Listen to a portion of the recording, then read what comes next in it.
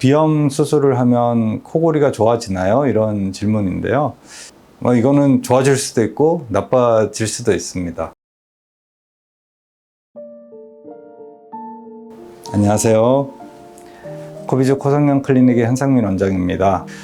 코골이란 이 코에서부터 시작해서 이제 이 성대까지 저희가 숨을 쉬잖아요. 숨을 쉬는 부분에 어느 부분이 이제 좁아져서 이렇게 바이브레이션이 생겨서 막 떨림이 생기는 건데요. 대부분 코골이의 주 원인은 사실 여기 목젖, 그리고 영구개랑 인두라고 하는데 이제 입을 벌렸을 때 막 이게 덜렁덜렁거리는 게 목젖이잖아요. 그리고 옆에 영구개가 처지고 또 혀가 밀려서 이렇게 생기는 증상들이 대부분이기 때문에 비염 수술을 한다고 해서 코골이가 좋아지는 경우는 정말 드물어요. 근데 이제 주무실 때 입을 벌리고 주무시는 분들이 있거든요. 코가 막혀서 이제 입을 벌리고 계속 주무시는 분들이 있는데, 그러면 이제 또 목이 건조해지면서 또 마르고 그 코골이가 더 생기는 그런 경우들은 비중격 교정이나 이제 합의각계 축소술 같은 이 비염 수술을 해서 이 비강 호흡이 좋아지게 되면은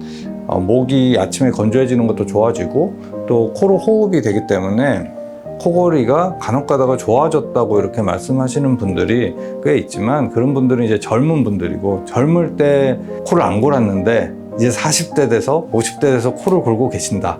일단 처음에는 체중이 늘었는지를 봐야 돼요.